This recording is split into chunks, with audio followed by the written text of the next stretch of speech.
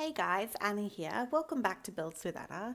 Today we are going to take this basic square build and we're going to apply 3 to 4 tips that I have to very simply elevate your builds without doing very much to it. Okay, so first of all, we've got this box. Now, the one thing that makes this house kind of not as appealing is it lacks what we call shape. So it's just very bland to look at. Now, don't get me wrong, we sometimes do have symmetrical builds, but that also depends on the type of style of house you're building. Are you trying to build something that's asymmetrical, or are you building something that's symmetrical?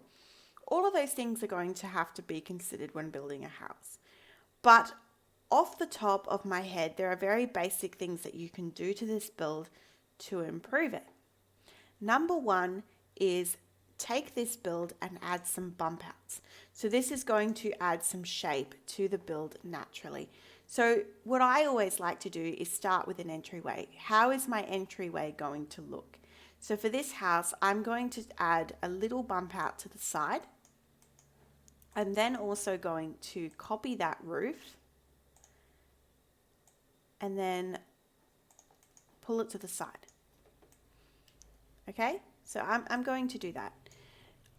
The next thing I'm going to do is add potentially, let's add another. So so right now we've got something in the front that's really appealing, but we don't really have anything in the back that's too exciting. So I'm actually going to extend this. Oh, no. Sorry. I'm going to extend this and then I'm going to build a bump out here on the side, and then I'm going to build a bump out in the center here. So this center bump out is going to be the actually, yeah, I might extend it. There we go. I'll have it to the side. So like the front, we're doing a back bump out. So this back bump out is where we're going to have the porch. It's going to be at the back. And I'm just using the exact same roof all the way through. I am simply just using that copy key for this example. Normally I would switch up the roof piece that I'm using, but for this example I'm not going to. Okay, so I've added some bump outs. So already we now have a better looking house automatically. So just by adding a few bump outs, we've really added shape and character to the build. Okay, and sometimes those bump outs can be functional. So for example, on the side here, we might decide, I think that this house would look really nice with a chimney. And that's a very common thing that you could do. I'm just going to go into with a half wall and then just go around the top of, I'm going to replace those walls with half walls. I'm going to delete the center and I'm just going to add a half wall trim. Just any trim that you would like. I'm just going to do this one for today. And there we go, we have our chimney. So that's also a type of bump out that now has given us a bit of shape and maybe played on the fact that we are building kind of a little bit like a suburban house. All right, so moving on to our second tip, consider wall height. So when you click onto a wall, it'll have this top section of the menu bar, and this talks about the wall height. So raising the wall height creates a lot of dimension in your builds. Taller wall heights are obviously going to mean that you're going to have higher ceilings. It's also going to mean that when you decorate, you're going to have more wall that you need to decorate. So when you're building a smaller home, maybe a starter home or a tiny home, or maybe it's purposely you would want it to be small, my tip is to leave it on that short wall height. But if you have a 2-story house, what I like to do is have it on the first floor be on a medium wall height and then the top floor be on the small wall height. It just looks nicer. It looks like it looks more proportional for when you look at the house as a whole. That's my second tip. My third tip is always add a porch of some kind. I can't think of a single build that I've done, regardless of the style of home, where I haven't added some porch. Regardless, obviously we very much use them in when you do suburban homes, but it works in pretty much every build that you do. And it really, the reason that it adds to the aesthetical look of a house is because it provides that foundation to the build. And adding foundations is it just looks so much more polished. It looks like the house isn't just simply plonked on a bit of grass. It looks like it's intentional. And those are the type of elements that will separate your build to potentially someone who maybe isn't using a foundation. Unless it's an intentional thing that they don't want a foundation. I've done a couple of starter homes where I just haven't used a foundation. And it's looked quite nice. So I've gone in with the flat square, drawn out where I wanted the foundation using the solid arrow.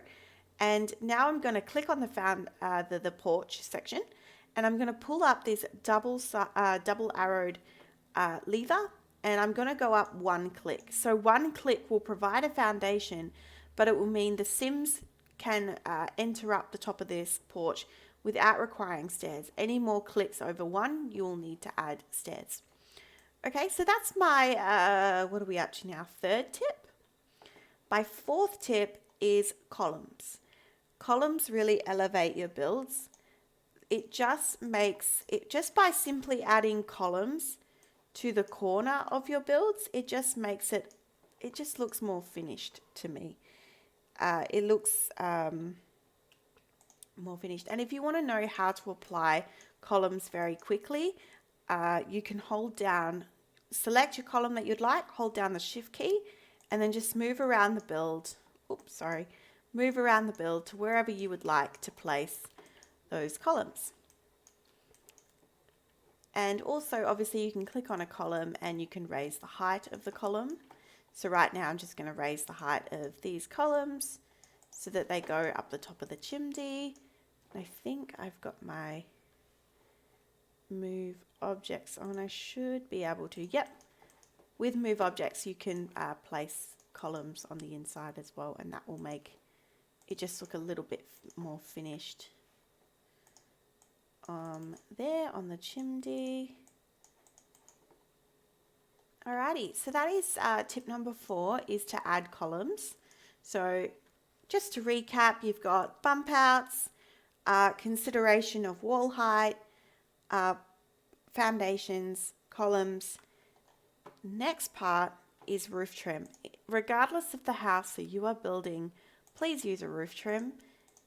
It just makes your house look a little bit more polished and finished, which is kind of essentially what all these tips are going to do today, is to allow your builds to look a little bit more polished.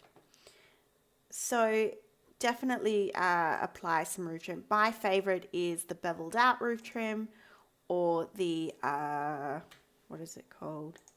Square roof trim. Yep. So that's your other option. Next thing I was going to say, landscaping.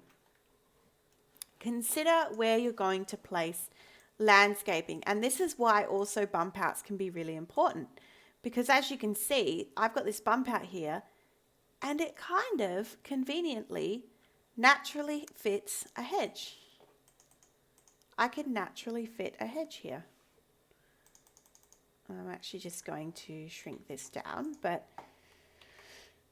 I'm just going to size this down, but like this would fit a hedge. And that's just from a naturally forming bump out. And that's why also bump outs are really important, because they can help assist you in various design features. Okay, so consider landscaping. Even very minimal landscaping can be very effective. You know, add a tree in the corners of your builds. I usually do one at the front, one at the back. Very simple. Very, very simple. And landscaping doesn't have to be very intricate. You could just do something very small and intentional. I may actually do a how to landscape video. I think that would be very helpful. I've got lots of tips on landscaping, so watch out for that one. And I think my final tip is terrain paint. So adding dirt or sand underneath your builds and all your plants, it just is so important because it adds to the realism factor of the house. Because as I said earlier, without this, it kind of looks like the building is simply like, I don't know, plonked onto the grass, and that, seeing dirt underneath the house or under plants, it adds a level of realism. And I think that that's what really separates some builds over others, is that sense of realism and how it may potentially remind you of a house that is built in, real life, I guess. And that's, the difference between, obviously in The Sims, you want to make something and create something that is relatable. And a lot of people can relate to that kind of consideration. So I'm just going in and just creating a little bit more landscaping, because why not? Just going in with some layloing flowers, and I'm just going to go in with some hydrangeas. And I'm just sizing objects up and down. So this is another thing that can really add to your build as well, is considering the size of your objects. You get a lot of variability with that as well. So yeah. So that is it. So let's go over them again. So number 1, consider bump outs. Number 2, consider the wall height that you would like to use for the house, maybe depicting on the style, how many stories, what have you, the size. Number 3, porches, always add a porch. Number 4, columns, the use of columns. Number 5, roof trim. Number 6, using dirt under all of your plants, landscaping, and the build itself. And I guess number 7 is use landscaping. Just do some landscaping. It will definitely lift your builds. And yeah, so that is it for today. And I hope you enjoyed today's video. And I hope you learned something. If you did, let me know in the comment section down below what you learned and which tips you will be utilizing in your next build. And with that, I hope you have a wonderful day, and bye-bye for now.